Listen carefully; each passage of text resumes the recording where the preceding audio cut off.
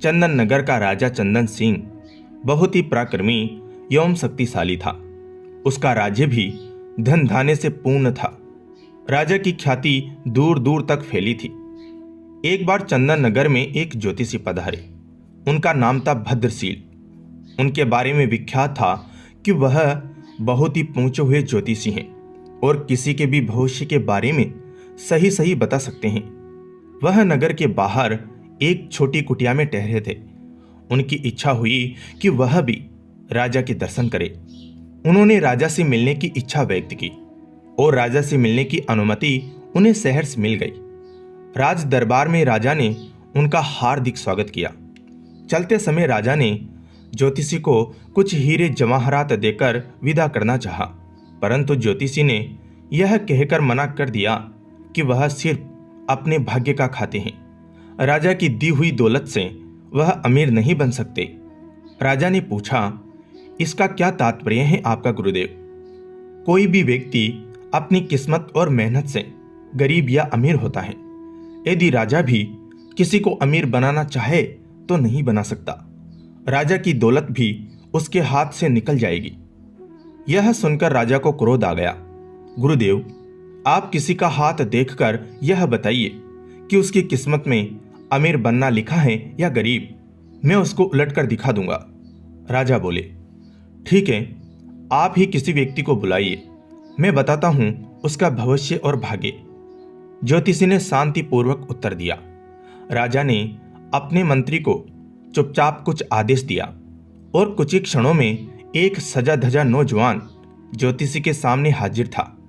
ज्योतिषी भद्रशील ने ध्यान से उस व्यक्ति का माथा देखा, फिर हाथ देखकर कहा, यह व्यक्ति गरीबी में जन्मा है और जिंदगी भर गरीब ही रहेगा। इसे खेतों और पेड़ों के बीच कुटिया में रहने की आदत है और वहीं रहेगा। राजा चंदन सिंह सुनकर हैरत में पड़ गया। बोला, आप ठीक कहते हैं, यह सजा धजा नौजवान महल के राजसी वस्त्र पहनकर आया है, परंतु वास्तव में यह महल के बागों की देखभाल करने वाला गरीब माली है। परंतु गुरुदेव, 1 वर्ष के भीतर मैं इसे अमीर बना दूंगा। यह जिंदगी भर गरीब नहीं रह सकता। राजा का घमंड देखकर ज्योतिषी ने कहा, ठीक है, आप स्वयं प्रयत्न कर लीजिए, मुझे आज्ञा दीजिए। और ज्योतिषी भद्रशील चंदन नगर से चले गए। राजा ने अगले दिन माली दयाल को बुलाकर एक पत्र दिया और साथ में यात्रा करने के लिए कुछ धन दिया। फिर उससे कहा, यहां से 100 कोस दूर बालीपुर में मेरे परम मित्र भानु प्रताप रहते हैं, वहां जाओ और यह पत्र उन्हें दे आओ। सुनकर दयाल का चेहरा लटक गया। वह पत्र लेकर अपनी कुटिया में आ गया और सोचने लगा, यहां तो पेड़ों की थोड़ी बहुत देखभाल करके दिन भर आराम करता हूं, अब इतनी गर्मी में इतनी दूर जाना पड़ेगा। परंतु राजा की आज्ञा थी, इसलिए अगले दिन सुबह तड़के वह चंदन नगर से पत्र लेकर निकल गया। 2 गांव पार करते करते वह बहुत थक चुका था और धूप चढ़ने लगी थी। इस कारण उसे भूख और प्यास भी जोर की लगी थी। वह उस गांव में बाजार से भोजन लेकर एक पेड़ के नीचे खाने बैठ गया। अभी आधा भोजन ही कर पाया था कि उसका एक अन्य मित्र, जो खेती ही करता था, मिल गया। दयाल ने अपनी परेशानी अपने मित्र टिक्कम को बताई। सुनकर टिक्कम हंसने लगा। बोला, इसमें परेशानी की क्या बात है? राजा के काम से जाओगे, खूब आओ भगत होगी। तुम्हारी जगह में होता तो खुशी खुशी जाता। यह सुनकर दयाल का चेहरा खुशी से खिल उठा। तो ठीक है भैया टिक्कम, तुम ही यह पत्र लेकर चले जाओ, मैं एक दिन यहीं आराम करके वापस चला जाऊंगा। टिक्कम ने खुशी खुशी वह पत्र ले लिया और 2 दिन में बाली नगर पहुंच गया। वहां का राजा भानु प्रताप था। टिक्कम आसानी से भानु प्रताप के दरवाजे तक पहुंच गया और सूचना भिजवाई कि चंदन नगर के राजा का दूत आया है। उसे तुरंत अंदर बुलाया गया। टिक्कम की खूब आओ भगत हुई। दरबार में मंत्रियों के साथ उसे बिठाया गया। जब उसने पत्र दिया तो भानु प्रताप ने पत्र खोला। पत्र में लिखा था, प्रिय मित्र, यह बहुत योग्य एवं मेहनती व्यक्ति है। इसे अपने राज्य में इसकी इच्छानुसार 400 एकड़ जमीन दे दो और उसका मालिक बना दो। यह मेरे पुत्र समान है। यदि तुम चाहो तो इससे अपनी पुत्री का विवाह कर सकते हो। वापस आने पर मैं भी उसे अपने राज्य के 5 गांव इनाम में दे दूंगा। राजा भानु प्रताप को लगा कि यह सचमुच में योग्य व्यक्ति हैं।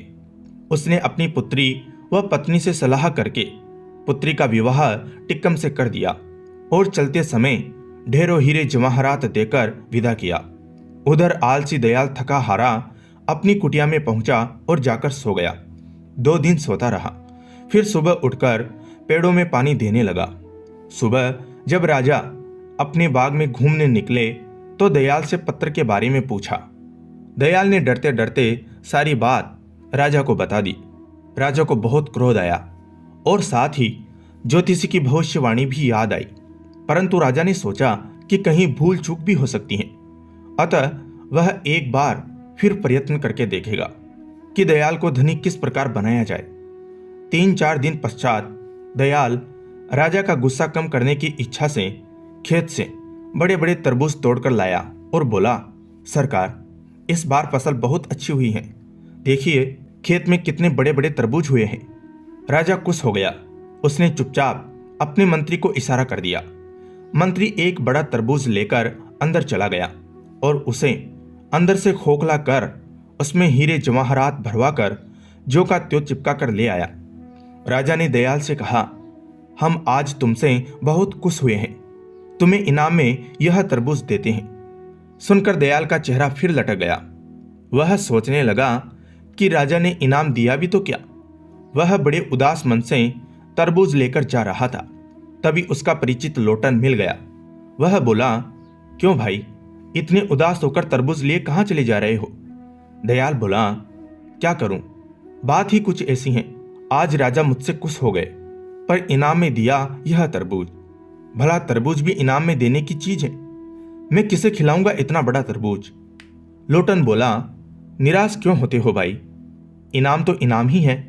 मुझे ऐसा इनाम मिलता तो मेरे बच्चे खुश हो जाते। फिर ठीक है, तुम ही ले लो यह तरबूज। और दयाल तरबूज देकर कुटिया पर आ गया। अगले दिन राजा ने दयाल का फिर वही फटा हाल देखा तो पूछा, क्यों, तरबूज खाया नहीं? दयाल ने सारी बात चुपचाप बता दी। राजा को दयाल पर बड़ा क्रोध आया, पर कर क्या सकता था। अगले दिन दयाल ने लोटन को बड़े अच्छे अच्छे कपड़े पहने बग्घी में जाते देखा तो उसके आश्चर्य का ठिकाना न रहा। दयाल ने अचानक धनी बनने का राज लोटन से पूछा तो उसने तरबूज का किस्सा बता दिया। सुनकर दयाल हाथ मलकर रह गया। तभी उसने देखा कि किसी राजा की बारात सी आ रही है। उसने पास जाकर पता किया तो पता लगा कि कोई राजा अपनी दुल्हन को ब्याह कर ला रहा था। जो ही उसने राजा का चेहरा देखा तो उसके हाथों के तोते उड़ गए। उसने देखा राज सवारी पर टिक्कम बैठा था। अगले दिन टिक्कम से मिलने पर उससे पत्र की सच्चाई पता लगी, परंतु अब वह कर ही क्या सकता था। राजा ने भी किस्मत के आगे हार मान ली और सोचने लगा, ज्योतिषी ने सच ही कहा था, राजा भी गरीब को अमीर नहीं बना सकता यदि उसके भाग्य में गरीब रहना लिखा है। अब राजा ने ज्योतिषी भद्रशील को बहुत ढूंढवाया, पर उनका कहीं पता न लगा। धन्यवाद दोस्तों।